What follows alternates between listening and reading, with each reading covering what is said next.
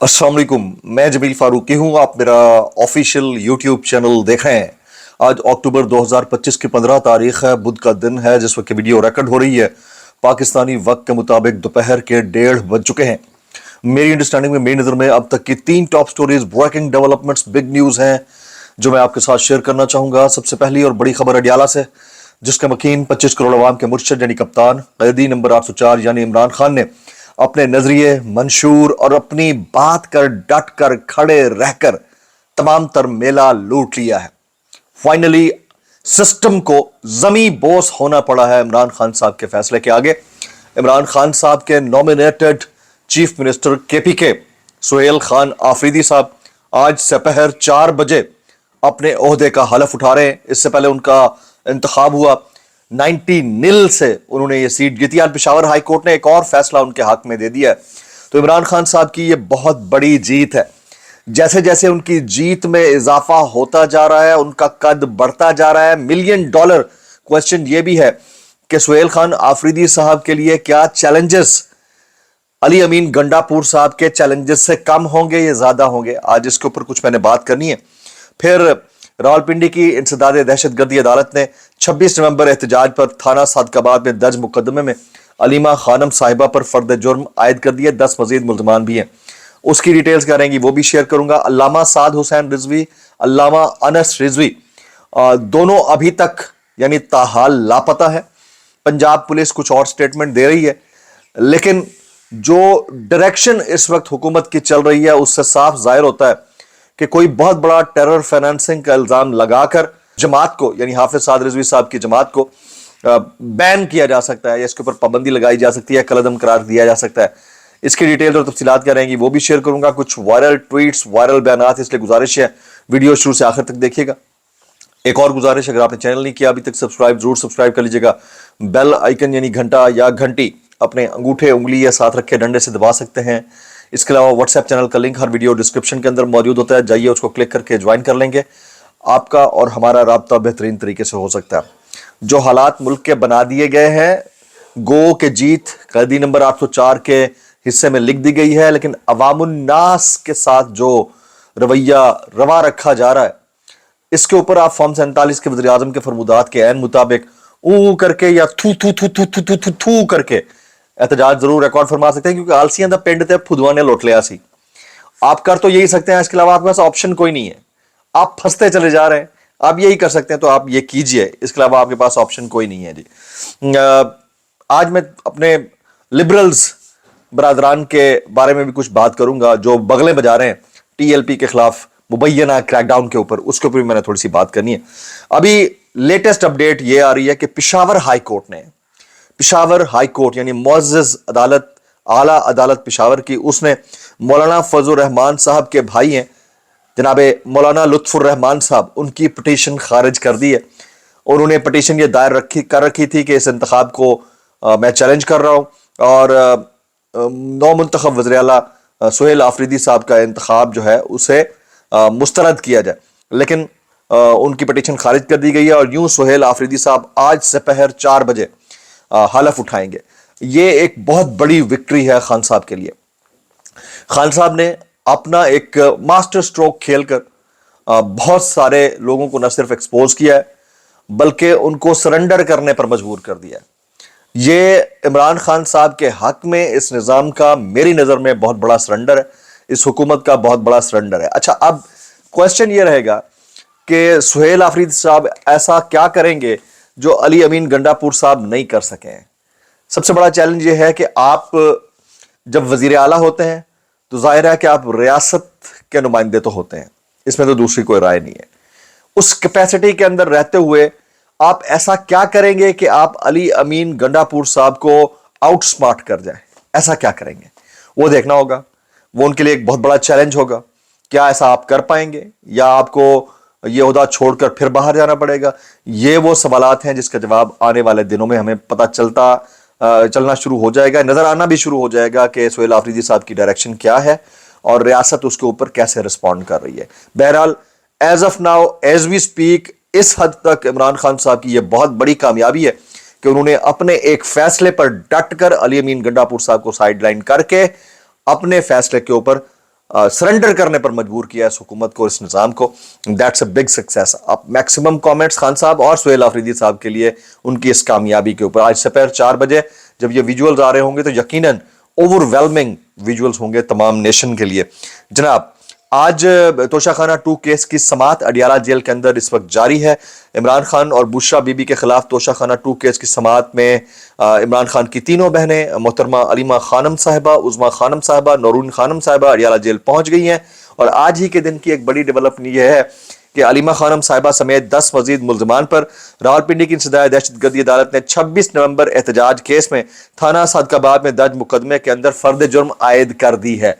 ये एक और बड़ी डेवलपमेंट है। यानी एक तरफ जो है वो थोड़ा सा रिलीफ नजर आता है या सिस्टम का झुकाव नजर आता है, तो दूसरी तरफ बहुत ज्यादा सख्ती नजर आती है। मुझे बताएं कि जो इल्जामात अली मीन गंडापुर ने इमरान खान साहिब की हमशीरा के ऊपर लगाए या शेर अफजल मरवत साहिब ने लगाए या पीटीआई के वो लोग जो अलीमा खानम साहिबा के मुखालिफ खड़े थे उन्होंने लगाए, वो ये बताना पसंद करेंगे कि वो अगर इतनी ही इदारों के साथ कनेक्टेड हैं तो उनके ऊपर ये फर्द जुर्म क्यों आयद हो रही है। तो मतलब थोड़ा सा अगर वहां लिहाज कर लिया जाता तो शायद अली मीन गंडापुर साहब को अपने ओहदे से हाथ ना धोना पड़ता।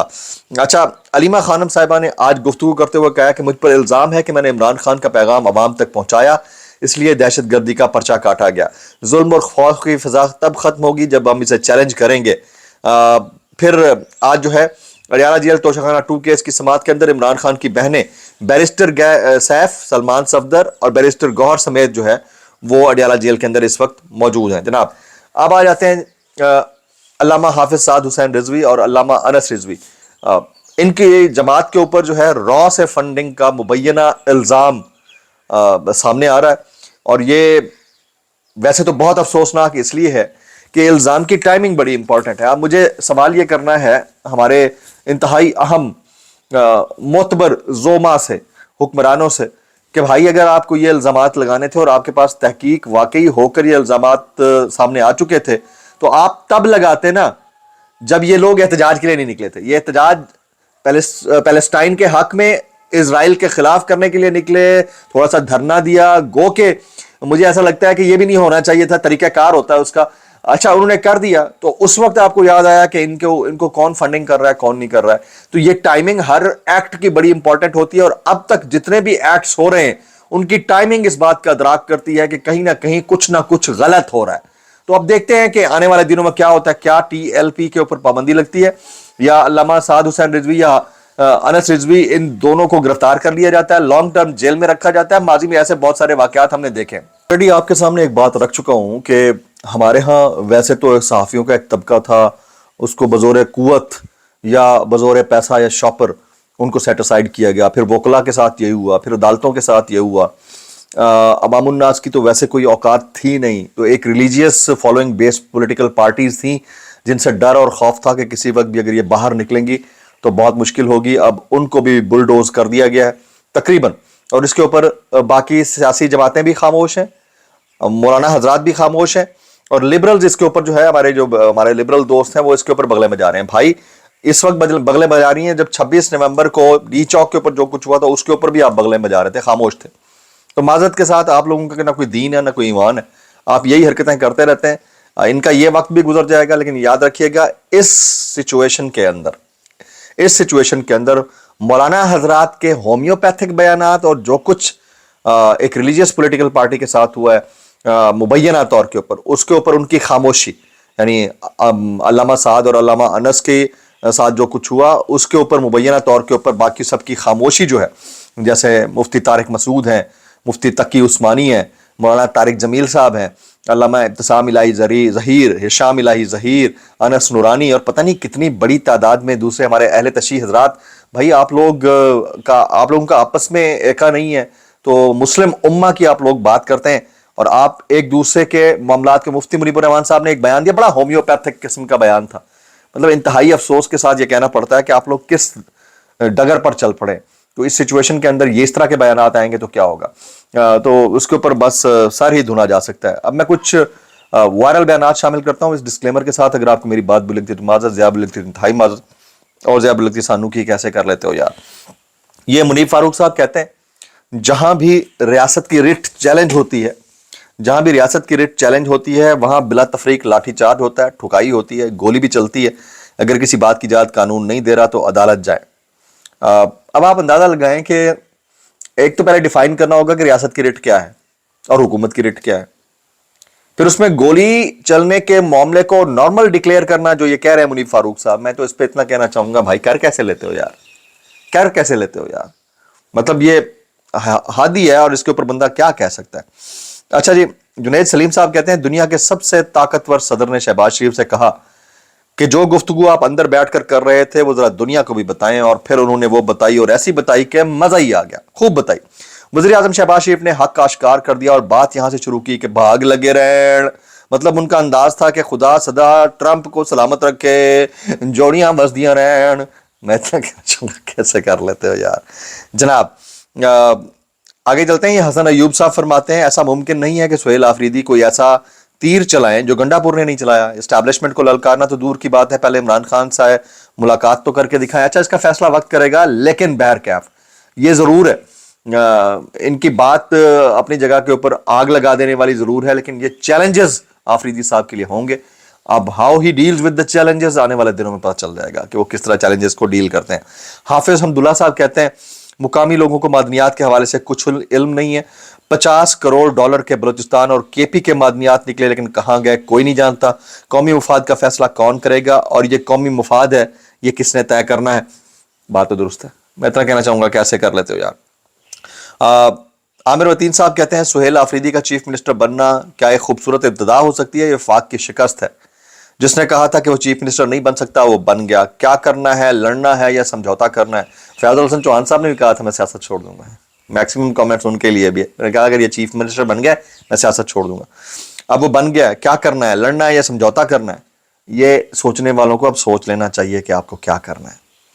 اچھا کل حامد میر صاحب نے ایک بات کہی تھی, ویسے یہ والی بات عمران خان صاحب نے میرے شو پر کہی تھی کہ مجھے جنرل باجوہ نے 2 چیزوں کے اوپر پریشر ڈالا تھا, ایک ایکسٹینشن اور دوسرا جنرل باجوہ صاحب نے مجھے اسرائیل کو تسلیم کرنے کے حوالے سے میرے اوپر پریشر ڈالا تھا اور میں نے انکار کر دیا تھا. تو حامد میر صاحب یہ کہتے ہیں کہ جنرل باجوہ عمران خان سے کچھ ایسے کام کروانا چاہتے تھے جو عمران خان کرنا نہیں چاہتے تھے. وہ چاہتے تھے کہ عمران خان اسرائیل کے ساتھ انگیج کرے, جس کے لیے عمران خان پر بہت پریشر تھا, لیکن عمران خان نہیں مانے اور جو قائد اعظم کا اسرائیل پر موقف تھا اس کو اپنا لیا. یہ سمجھنے کی باتیں ہیں, اگر کوئی سمجھ نہیں سکتا تو میں اتنا کہنا چاہوں گا کیسے کر لیتے ہو یار. آپ نے میکسیمم کامنٹس کرنے ہیں آج کی اس تقرری کے اوپر. دعا میں یاد رکھیے. السلام علیکم ورحمۃ اللہ وبرکاتہ.